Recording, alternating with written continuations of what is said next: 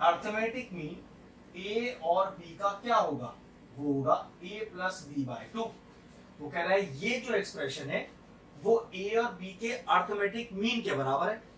Arithmetic mean मैंने लिख दिया है, तो पक्की बात है इस एक्सप्रेशन को उसके साथ इक्वेट करना है और n का वैल्यू निकालना है। हेलो फ्रेंड्स, आज हम टॉपिक डिस्कस करें क्लास 11 से, और जो चैप्टर लिया है वो सीक्वेंस इन सीरीज। क्वेश्चन पढ़ते हैं एक बार कि for what value of n given expression is the arithmetic mean of a and b।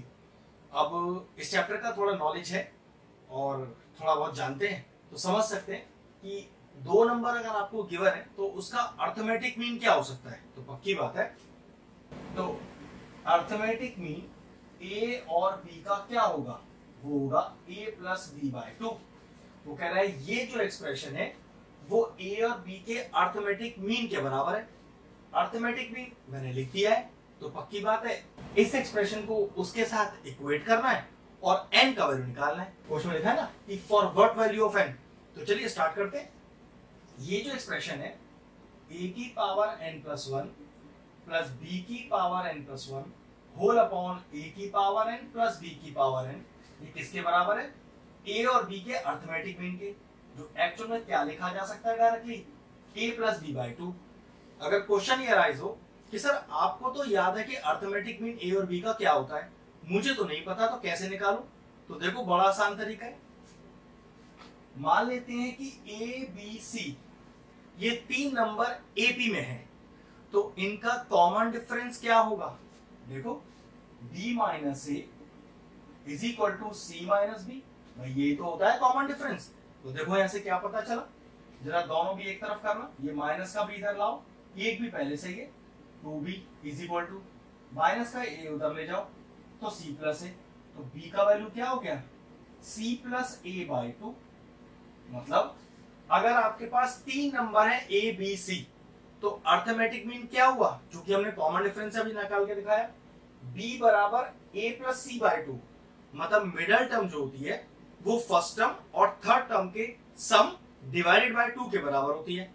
लेकिन दिक्कत है मैंने आपको तीन टर्म का निकाल के दिखाया है, और टर्म अगर दो ही हो, मतलब सिर्फ आपके पास दो टर्म हो a और b, तो फिर am क्या होगा, अर्थमेटिक मीन क्या होगा। तो भाई देखो ना, दोनों टर्म का सम डिवाइडेड बाय 2 ही तो होता है, लेकिन वो मिडिल टर्म को रिप्रेजेंट करता है जो कि तीन टर्म होने पे निकाला जाता है।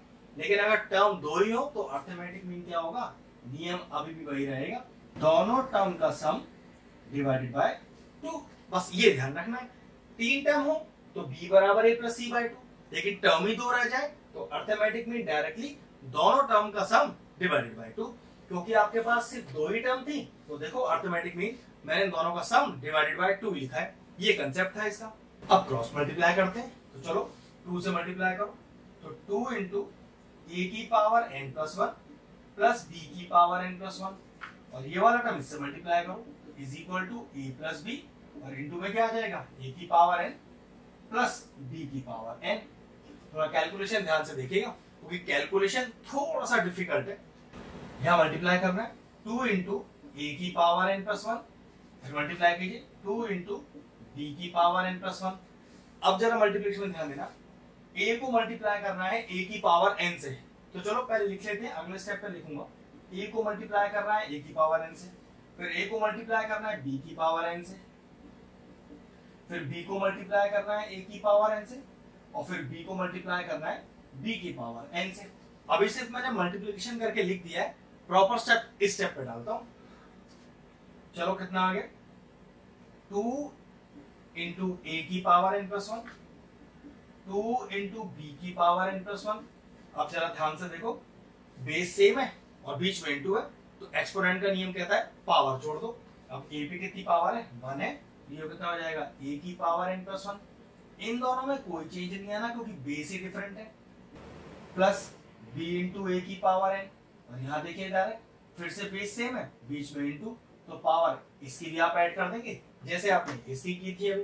अब देखो क्या करना है, a की पावर n प्लस 1, a की पावर n प्लस 1 ले आइए इस तरफ, b की पावर n प्लस 1, b की पावर n प्लस 1 इसको भी ले आइए इस तरफ। मतलब a की पावर n प्लस 1 वाले एक तरफ, b की पावर n प्लस 1 वाले एक तरफ। तो देखो कितना है, 2 इंटू ए की पावर n प्लस 1 इधर लाइए माइनस ए की पावर n प्लस 1, आगे प्लस लिखा है ना, प्लस 2 इंटू बी की पावर n प्लस 1, इसको भी लाइए तो माइनस बी की power n plus 1 is equal to, इन दोनों टर्म को एज इट इज लिखा छोड़ दीजिए, इसका अभी आपका कोई काम नहीं है।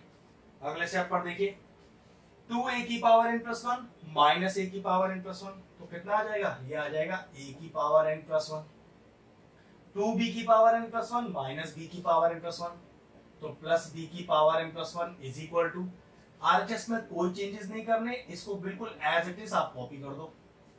अब अगला स्टेप देखो, जरा इन दोनों की पावर को तोड़ो, कैसे आएगा, a की power n into A plus b की power n into B is equal to a into B की power n plus b into a की पावर n। अब b की पावर n, b की पावर n एक तरफ, a की power n, a की पावर n एक तरफ, किसी को किधर भी ले जाइए कोई फर्क नहीं पड़ेगा। तो मैं a की पावर n वाले एक तरफ कर रहा हूं, इसको ले आया इधर, इज इक्वल टू b की पावर n वाले एक तरफ कर रहा हूं, तो a इंटू बी की पावर n उसको ले जाइए इस तरफ, a की पावर n कॉमन ले लीजिए, कितना बचेगा a माइनस बी, तो a की पावर n का कॉमन आ गया तो a माइनस का b, ऐसे देखो इधर क्या कॉमन आ रहा है b की पावर n, तो क्या बचा a माइनस बी। अब दोनों साइड आपको a माइनस बी दिखाई दे रहा है, ये लो जी कैंसिल आउट हो गया, कितना लिखा आ रहा है a की power n is equal to b की पावर n। जरा दोनों को एक दूसरे के नीचे ले जाना, लाओ जरा b की पावर n को a की पावर n के नीचे, तो a की पावर n अपॉन b की power n is equal to क्या बचेगा, ये बात यहाँ 1 बचेगा। अब सोचने वाला स्टेप ये है, इसको इसके बराबर लाकर मैं n की वैल्यू ला सकता हूं, लेकिन दिक्कत है यहाँ तो लिखा है, देखो क्या यहाँ लिखा है a अपॉन बी की whole power n is equal to, ऐसा क्या रखूं कि 1 भी लिखा हो और रिप्रेजेंटेशन ऐसा हो कि n की वैल्यू आ जाए। जरा चेक करो, इस 1 को ऐसा लिख सकता हूं a प्लस बी की होल पावर 0, भाई anything raise to the power 0 is 1 ना, तो कोई फर्क तो पड़ा नहीं। जरा चेक करो, बेस सेम है, बिल्कुल सेम है, बीच में इक्वल टू है, तो एक्सपोनेंट का नियम क्या कहता है, एक्सपोनेंट का नियम कहता है पावर बराबर बेस गायब, पावर मैंने कर दी बराबर बेस हो गए गायब। ये लीजिए आगे n की value, find the value of n लिखा हुआ था, बात बन गई।